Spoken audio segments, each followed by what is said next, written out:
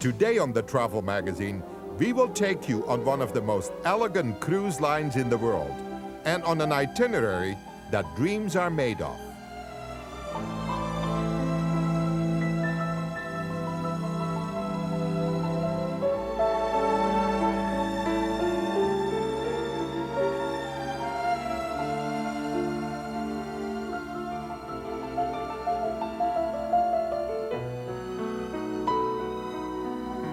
The Panama Canal is considered one of the 8 wonders of the world. Hi, I'm Jake de Boer. And I am Mieke de Boer, and welcome to this edition of the Travel Magazine. Join us today as we sail aboard Holland America's elegant MS Maasdam from Fort Lauderdale in Florida through the Panama Canal to Acapulco, Mexico.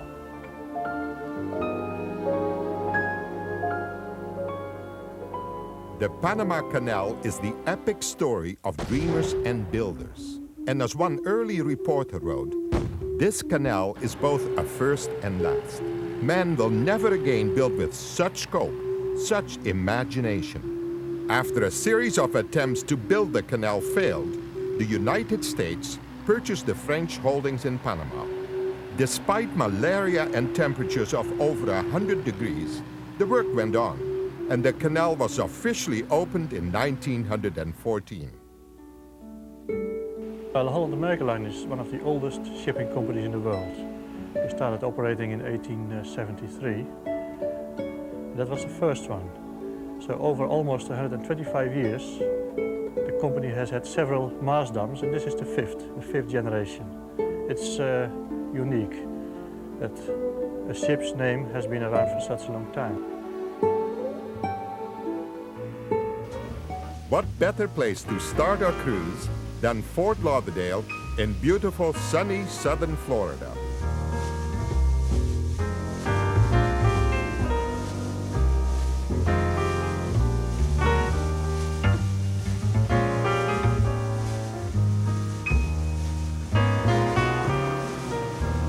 The beach there has always been a popular place for spring break.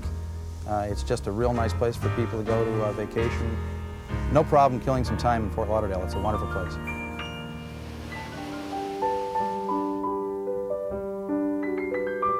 One of the little things we do, the passengers will notice as soon as they come on board, is because they are escorted to their cabins, directly to their cabins, by a room steward. And it's a really nice welcoming touch. It's a very elegant experience. It's taking the era of transatlantic cruising and bringing it to the modern age, but still with that touch of elegance and that touch of the class of a bygone era. In Holland America, you will find an atmosphere of understated elegance. The fresh flowers are really a Holland America trademark. On all of our ships, we make a point of having large displays of flowers in our public rooms.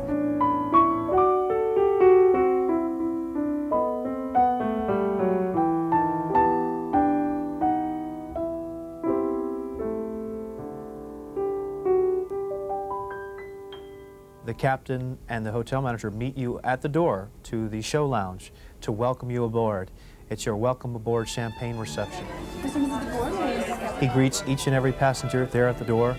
There's a picture taken, and he introduces the ship's senior staff, major officers on board, from our chief engineer, the captain, the chief officer, the hotel manager, doctor on board, and this gives you the ability to place a name to a face, and it makes it more personal. Hey, good to see you. How are you? Oh, thank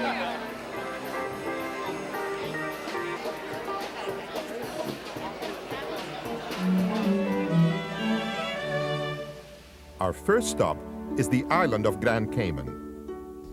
Grand Cayman's a special place for me because it's such a beautiful place to go for scuba diving and snorkeling and any other kind of aquatic-oriented activities. Georgetown is of course the capital of the Cayman Islands and is very centrally located. It's right across from where our ship's tenders bring people ashore, and it's duty-free shopping, so it's a very nice place. Jake, did you see that sign? Duty-free center. How do you find the prices? I found it very good, and I find it's a beautiful island. You know, the Cayman Islands, it's clean, it's safe.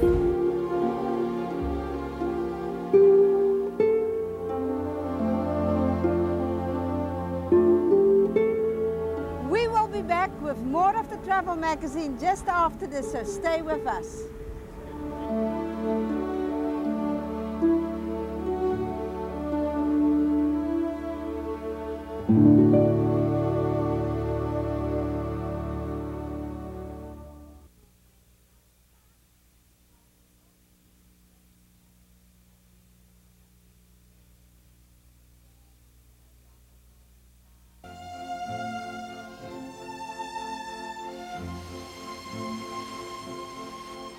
Good afternoon, ladies and gentlemen. This is your navigator speaking with the voice from the bridge, giving you the latest nautical and meteorological information.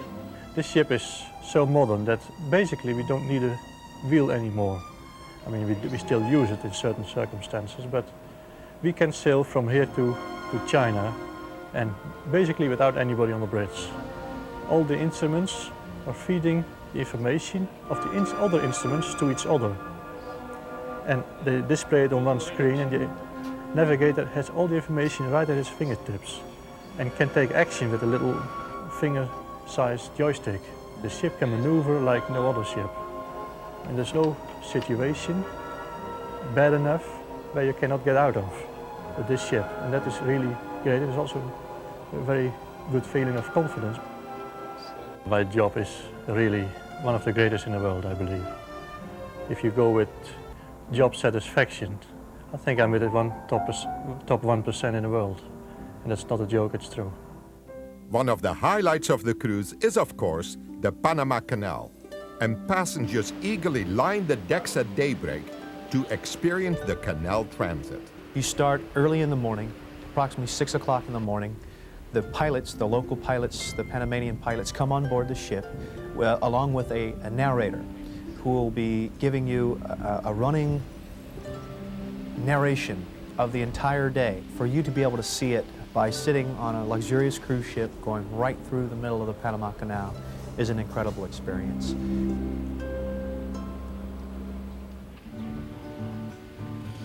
We have just arrived at Gatun Locks, which is the first of 3 separate sets of locks in the canal. You're going to see the horizon of the ship in a 3-step operation 85 feet into the waters of the lake. You can also notice that even though that the ship is in the lock, it always goes on its own power. And the purposes of the Musa locomotive, they are to keep it centered, guide it through the locks, and also the access brakes. For me, it is a day of stress, because as you saw, the ship is really almost maximum size to go through, about 3 feet on each side. And that makes it quite difficult because it is possible to go through without touching the walls, but it is also very difficult not to touch the walls. So this is just a size which makes the challenge extra big. Every time again you go through and you look at it in wonder, because it's a miracle, the canal. It's a working miracle, man-made.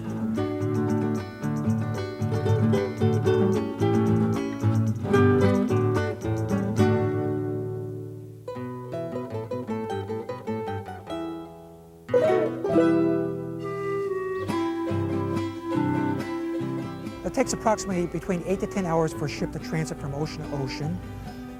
We have approximately around 12,000 ships that transit annually, and on the average around 30 ships per day. Holland America is in fact a floating resort. Its ships are their own private islands, a destination in themselves.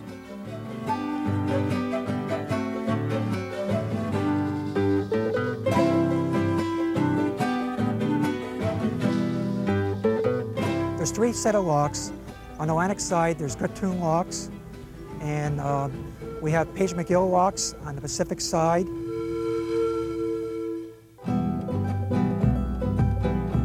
And the last set of locks is Miraflores locks. And the last set of locks is where the ship will enter into the Pacific Ocean.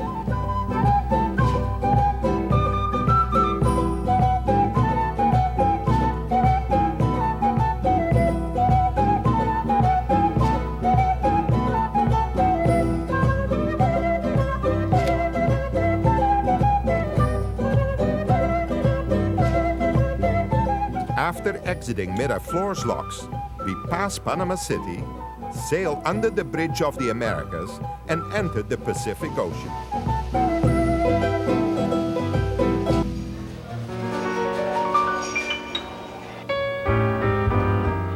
So Jake, tell me about this Lido deck. Lido. Well, you know, Holland America is one of the oldest cruise lines in the world. And many years ago, they came out with a Lido restaurant. And what it means basically, it's informal and you can have breakfast or lunch there. They more or less invented it, and all the other cruise lines have now followed suit and tried to imitate them. Well, the Lido dining, as you said, Holland America was the one that implemented first the buffet style as in addition to the formal dining area.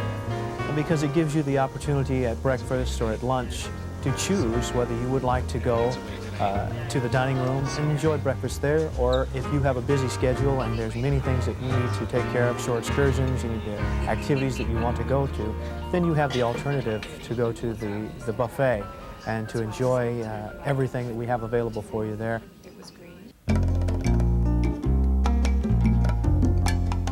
Jake, let us have a friendly game of shuffleboard. Okay. Friendly. Okay. So, Shall we flip who starts? yeah, then we don't have a problem. The Quick. Panamanian quarter. Yeah. Heads or Okay. tails? Heads. You've got it. I've so- got it. It's already perfect. Okay, well, for that you only You were get in 1 number 8. point. Okay. And now don't forget, Jake, I am red Lieke. and you are out. Jake, you're out. You're out again. Oh, Jake, you're finished. The Golfo Dulce is a beautiful bay of Costa Rica. It's a gulf that we sail into that has many rainforests that dot the shoreline as you're going by. And you'll be lounging on the outside decks by the pool as this gorgeous scenery is going by. There's any number of wildlife that you will see in the waters right beside the ship: dolphin, flying fish, sea turtles, and it's always exciting when you can spot those from the ship and see a huge sea turtle going by. You're still smiling because you finally beat me at a game of shuffleboard, huh? Jake, you cannot forget this. This must bother you No. so much. Look here. It And- looks beautiful. You know, the rainforest, look at the clouds above the horizon, and this bay is really very, very special. And I've heard a lot about it, but I really didn't think and realize that it was this interesting and that there was that much to see. So, nice cool drink, you enjoy it? Yeah. Okay. Look at Cheers, this. darling. Cheers.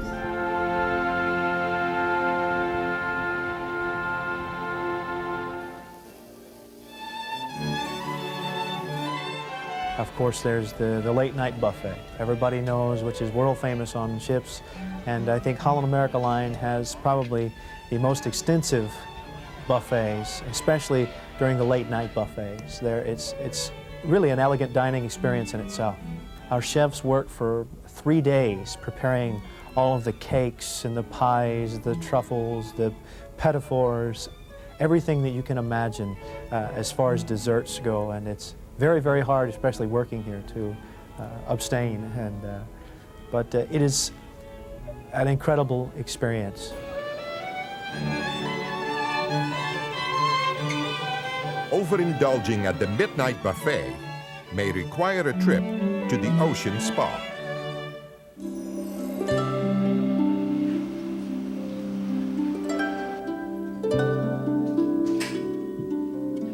It's incredibly modern spa. It's in an area of the ship right at the front of the ship where you have a wonderful view as you're working out. You see right over the navigational bridge. Also, a nice feature of our ocean spa is our juice bar. Our next stop is Costa Rica, where we visited the small town of Sarchi and toured the capital city of San Jose. A lot of people says we are very, very friendly. We are a very different country, and we try to help the tourists. Not only the tourists, everybody. You talk about ox carts, painting ox carts. Tell us about that. Well, the history started a very long time ago, starting the year of 1903 with the family of Chaverri. This family started painting with different colors, very colorful ox cart. In Costa Rica, people like to have the most beautiful ox cart.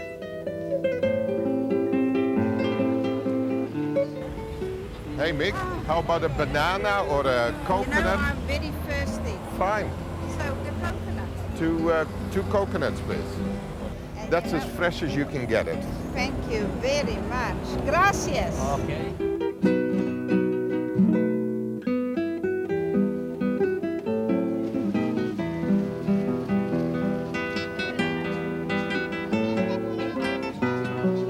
Look at this. Look at these little kids here. Hello. We'll be back with more of the travel magazine right after this, so stay with us.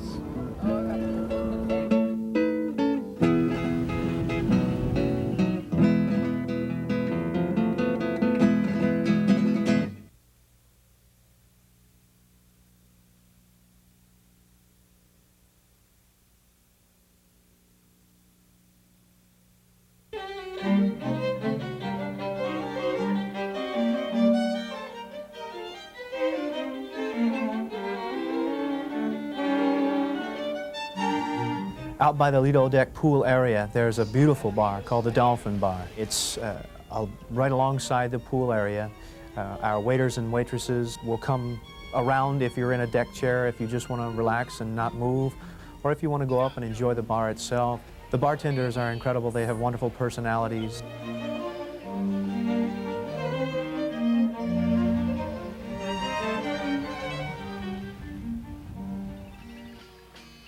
Our stopover in Guatemala took us to the ancient Mayan ruins at Tikal. Guatemala, to me, of all the places, is known for its fine tradition. To be able to go into this Mayan civilization, many of the people are direct descendants of this fine culture, which in its heyday between 250 and 900 AD, it was the finest civilization on the face of the earth. They left behind some beautiful cities, and they have been excavated in the 40s and 50s to the point now where they're national parks, and the biggest one is Tikal. So Hannibal, where are we now? We are at the Tikal National Park in Central America. Tikal has a large biodiversity. We have many species of animals such as jaguars, ocelots, spider monkeys, howler monkeys, raccoons, and about 289 species of birds. Is it true that this is one of the best preserved, that these are the best preserved Mayan ruins in, you call it Middle America, I call it Central America? That's right. As you can see here, the structures are so monumental, very tall structures reflecting the type of improvement these people did during the late classic time. You know, the Mayan civilization, Hannibal, it is just so fascinating. Tell me a little bit about this civilization, when it started and when it stopped, actually. Well, the Mayan civilization started farther back in time to 1500 BC approximately. And it continues during the pre-classic time. The peak of the Mayan culture was at 700 to 800 AD approximately. Nobody is sure about the collapse of this advanced and great culture. There are people who believe that Mayans left these places because they couldn't grow food to support that population.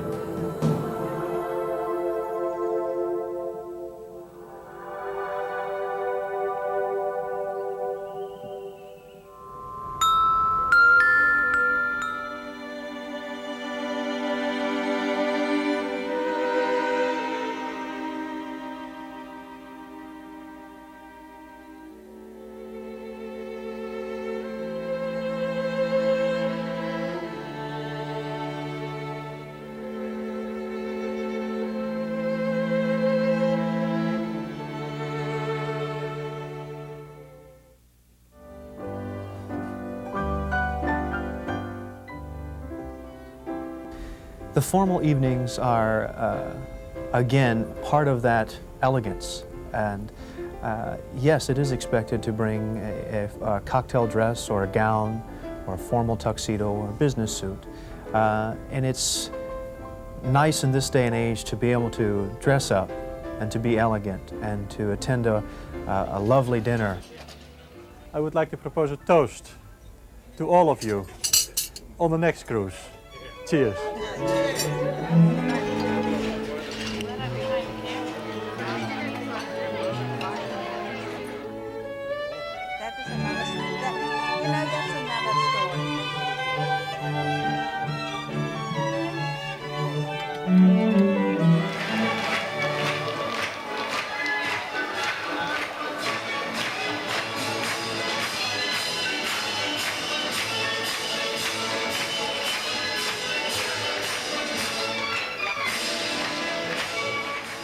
In cities such as London and New York, formal dining is usually followed by a trip to the theater, and Holland America offers up its own taste of Broadway.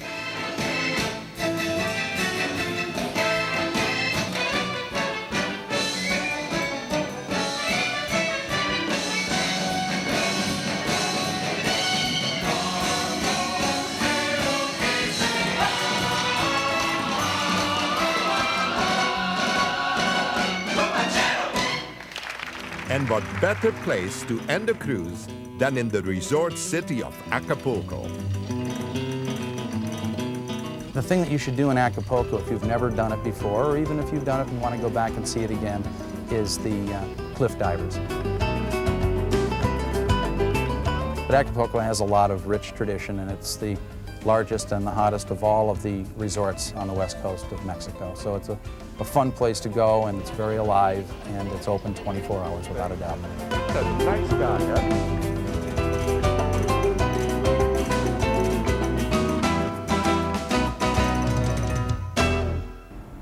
Well, that's it for this edition of the Travel Magazine.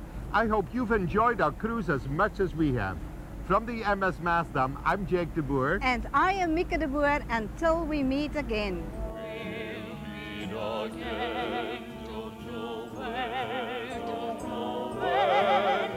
But I know we'll meet again some sunny day.